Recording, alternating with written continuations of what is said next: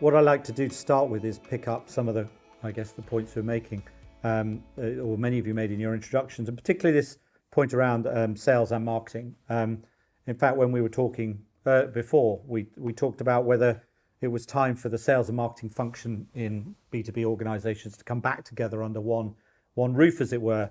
And if we did that, whether it should be actually called marketing and sales and be thought about differently as for the impacts each makes.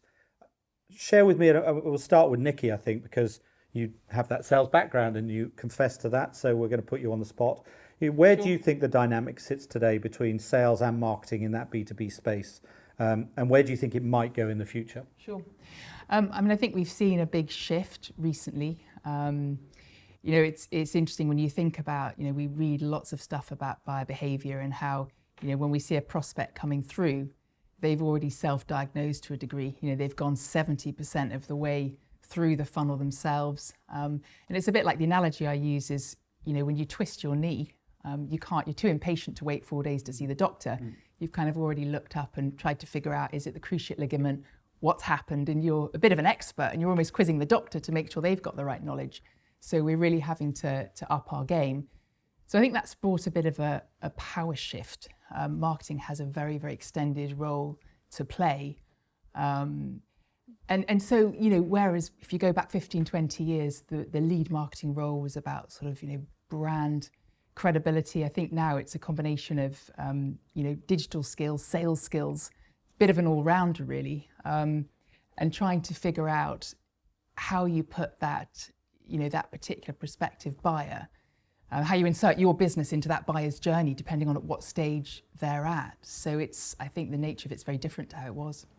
And I guess picking up on that, Lucio, do you see signs in the consulting work you're doing with companies that people are changing structures to go with that and reorganizing how they think about sales and marketing together in B2B world? Or do you still think it's, the marketing team on one side and the sales team on the other side and a healthy tension between the two? Yeah, for what I see, still two separate parts of the organization, but definitely the value chain is kind of reorganizing, reshuffling a little bit, like you said, right? And who does what, and also, some technology behind, like smart analytics. For example, how do I understand about my customer? How do I track how my customer journey is progressing? Is definitely changing. And to your point, to the advantage, in a sense, of marketing, right? Marketing is gaining more power because they control 70% of the journey, but also fundamentally they really control it. They drive the content that the customer will digest. And one of the consequences of this shift, 70% now before anybody meets the sales guy, is that fundamentally now the customer is 99% of the time way more knowledgeable than the salesperson they're meeting. This is a big shift, and sales are not yet equipped to really face this new reality. Okay, and Antonia, I know for you, because you've talked about it before actually on in these kind of roundtables, your view is that actually marketing has an equal commitment, or should have an equal commitment, to take sales seriously and in many cases have a sales target. So talk to me a bit about your perspective on that again, because I think it is an important thing that marketing people need to understand, how suddenly having a target to hit changes the way you think about the marketing you need to do. Yeah, so first of all, I just wanted to observe, it's interesting, at Capita, sales and marketing have come together into a growth function under a chief growth officer. And I think that sends a really strong statement of intent to the organization about how sales and marketing are in it together in order to drive growth for the business. So I think that there's some signals that organizations can make to the rest of the organization about that role, which is helpful. I don't think that there's any point of, if you take it from kind of, awareness raising right through to loyalty building, renewal, there's no point where it's 0 marketing and 100 sales, or 100 marketing and 0 sales. That just doesn't exist anymore. So really the trick for me now is to think about, at each stage of the funnel, whatever your funnel looks like, what is the percentage that is done by sales and which is the percentage done by marketing, and how do you then follow your reward incentives behind that? So it's my belief that, and certainly in my last organisation, to incentivize the marketing teams, we had a sense of what our target was, and we were incentivized to achieve that target, not in exactly the same way as sales. It wasn't such a large proportion, but certainly we all benefited from closed-won business and reducing length of time in a pipeline and good conversion rates. And so we were all in it together and we had skin in the game together. And I think that's important.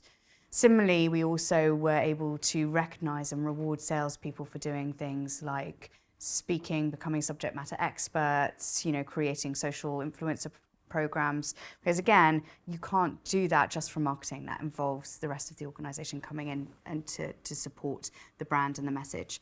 So it's not equal potentially, but it's certainly not 0 or 100. And then the trick is to think about what exactly the role that marketing and sales are playing together. And what are the things that you're measuring, and how do you then recognise that and reward both parts of the puzzle, if you like? Okay, and in a world where, as you've described, the sales function really is about relationship marketing and B2B, particularly, certainly in Accenture, I've always said that most of my salespeople wouldn't call themselves salespeople. In fact, they'd run a mile from thinking they were salespeople. That said, that's what they are, and actually what they are, Jack, is storytellers. So I guess what's the role then of marketing in enabling your sales teams, your client-facing teams to be better storytellers, both in a broad sense but also a narrow sense? And how do you see that evolving? Well, first of all, I would definitely agree that the 0 to 100 is a really useful way of looking at it. The research that we did last year with SAP showed that marketers value sales slightly more than sales values marketing. That's not to say that either is right or wrong, but in marketing, certainly there's an agreement that we are collaborative sellers.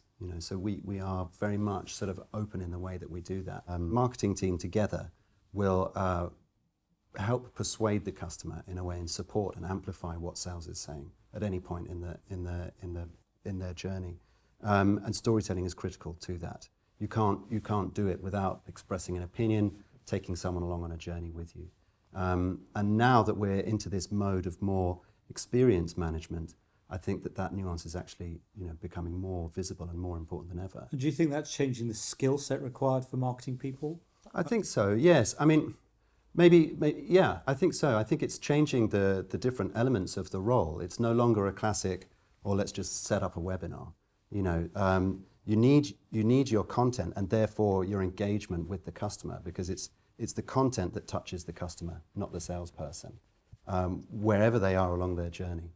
And so getting that right and making it engaging, making it good, making it useful so that you're a trusted companion to that buyer at each level, and there your reputation and your friendship builds with them, so that at point of sale, not to diminish what salespeople do, but at point of sale, you're already seen as the trusted partner who it's a logical choice to go with, and now all we've got to do is structure the payment terms.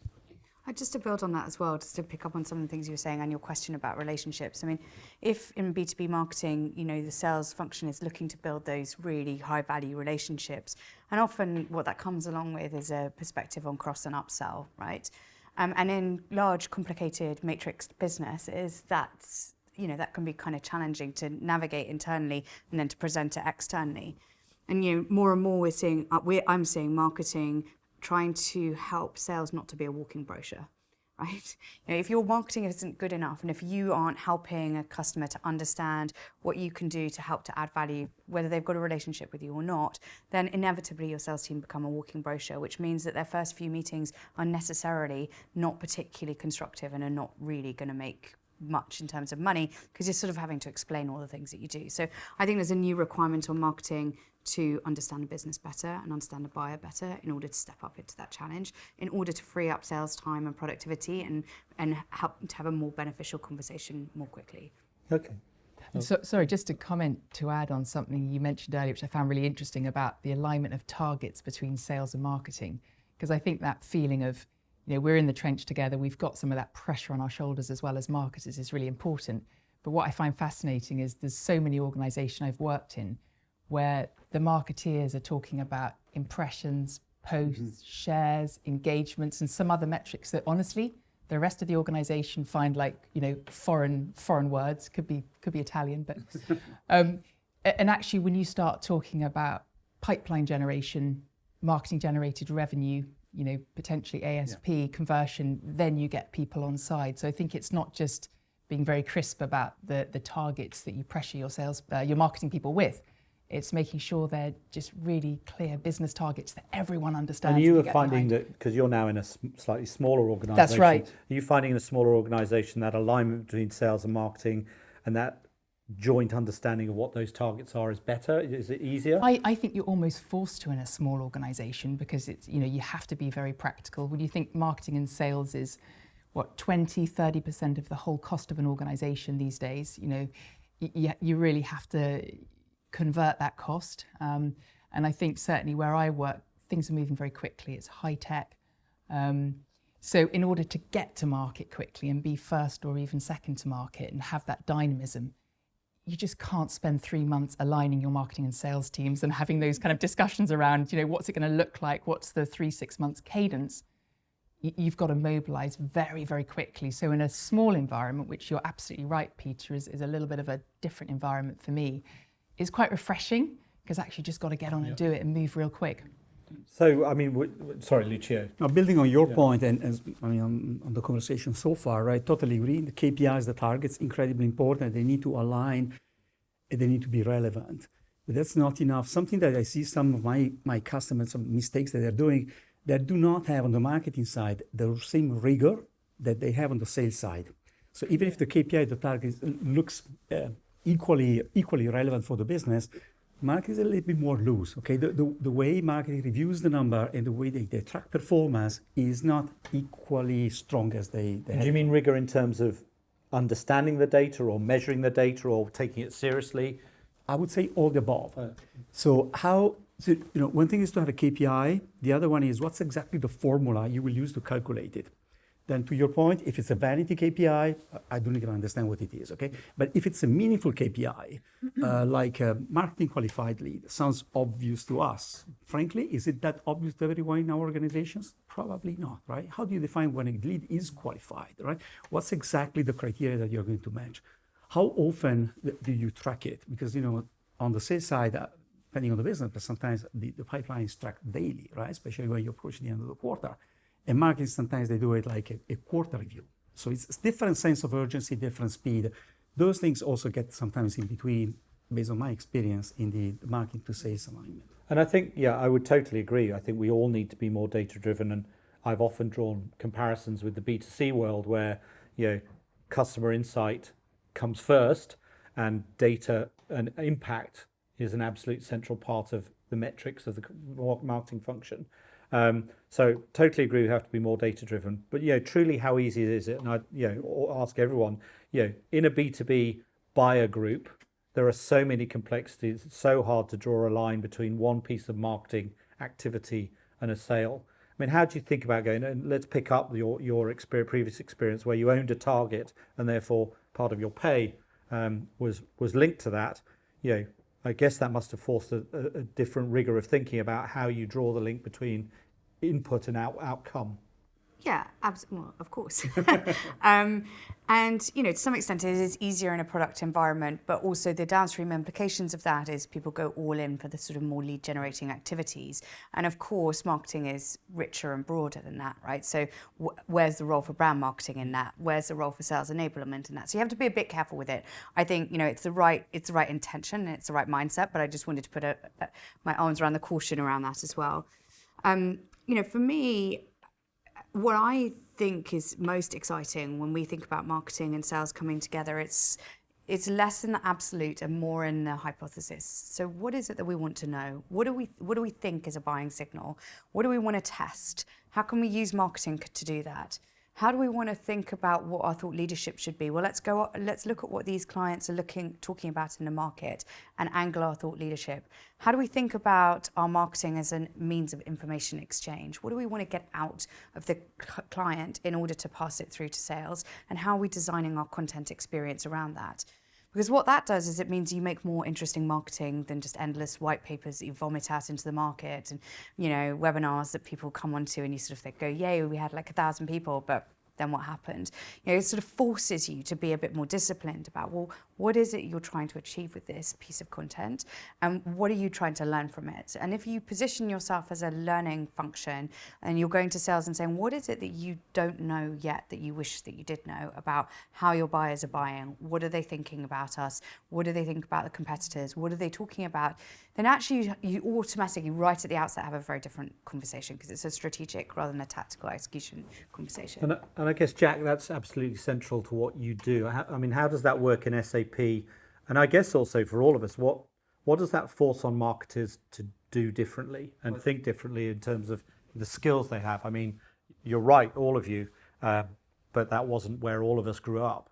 And so how have we, turned into what we've turned into? What have we had to learn along the way to face off to the business? I mean, so one of the softer sides to that point is that marketing enables you to encourage customers and identify those customers who create value for you as well, because it gives you a lot of opportunity to engineer events. Is an obvious and easy example of that. Times where you can create a stakeholder in someone who's already engaged as a customer, and I think that that's not to be overlooked. And you can amplify that thereon. Marketing from a sort of governance point of view, where you tie your activities quite tightly but also robustly to certain metrics, to certain campaigns, to key questions that people want answered, is really useful and increasingly useful as the tools that we can deploy to do that, are getting more and more sophisticated. But then that builds into personalization, which makes sales more easy as well, because we can use those insights of marketing in the moment to people in order to amplify sales. That's harder to justify or to explain. And so one of the things that we're engaged in within my team is actually proving the point after what's kind of obvious to us is, well, yeah, obviously we're helping you, but how much? And here are the deals where, in fact, the call to action kicked off the discovery voyage for the customer. so I do want to come back to personalization, because I think it's important, and I think it's a real direction of travel for B2B marketing. But I do want to continue to pick up on this conversation around skills, because we've already said we now need our marketing people to be data driven. We need them to be good on content. We need them to be close to the business. We need to be able to understand how to interact with sales. Are those new skills, or are we actually just asking our marketing people to be marketing people? And Nikki, I guess I'm just going to turn to you. You've been a salesperson, you've been a marketing person, Yes. but you've also been on big and small and consumer and business. Yes. I guess what's your take on that? What are we asking our people to do, and is it just is it new, or is it what they should have been doing all along? Well, I think I've always sort of said sales and marketing are two sides of the same coin. A point that was made earlier on, I do find that still marketing can become a real catch-all, especially in a small environment, and you find that your team are involved in real sort of business support in a very broad sense. And maybe I'm talking about a smaller environment where things are a little bit more organic. It's fascinating. In my days in sales, there were always these, big trendy sales decontamination projects, which were all about freeing up the salesperson just to focus purely on prospects and customers. Don't let them be burdened with a personal development plan for their team or an upsell schedule or anything sophisticated like that. Just decontaminate their day. And I almost think we need to do that for marketing, because it just becomes very cluttered with such a broad-ranging set of responsibilities that we lose that specialism that we need to stay really, really focused and on task. And I think within that we also need, as you say, sales to understand what marketing is as well. And Yes. I think Lucio, in your world or your experience, in the past, how do you do that? I mean, how do we help? Because what ends up happening is a little bit what we've touched on, which is sales think marketing does everything, and so we kind of do everything. How do we better educate them on what we should do and what we shouldn't do? And how do you see that sort of relationship evolving? Well, my experience in open, transparent conversation delivers a lot of improvement, frankly. We'd say. So if you sit down, you share your plan, and actually you show that you're interested in reading the sales plan, right, or the account plan, depending on what it is. And you try honestly to see where you can add value without trying to be where, frankly, you do not have at all, right? that helps a lot in my experience in understanding and supplement each other's, right, on the same value chain.